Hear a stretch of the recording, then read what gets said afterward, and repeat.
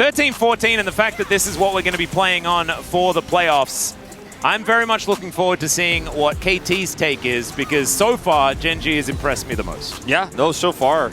I mean, Gen.G also had some fantastic drafting on the last patch, too. Sometimes some weirdness, but I think overall pretty clean.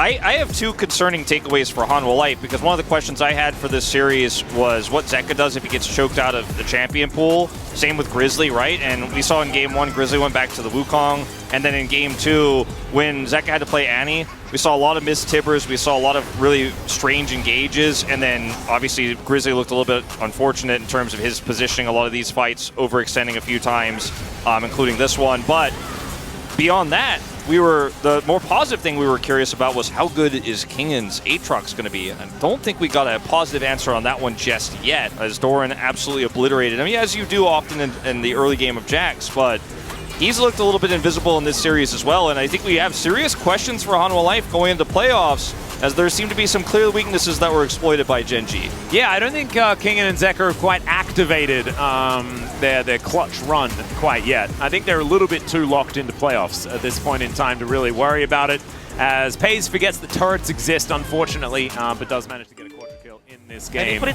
And now, Gen.G, I think, are planning out how to get Peyz's pentakill, but I don't know whether it is something that they can make work. Great game from Delight. Really fantastic on the rel. Delight is just so good, man. It's like, when you think about that how he was kind of locked into Brion for so long in his career, it feels almost criminal. Yeah. But he is just so good right now. He's just amazing, and I was thinking that it was going to be difficult to talk about like the All-Pro for support and who's going to be first place. Like Lahens has been having some of these great games, you know, there are other players that you can talk about.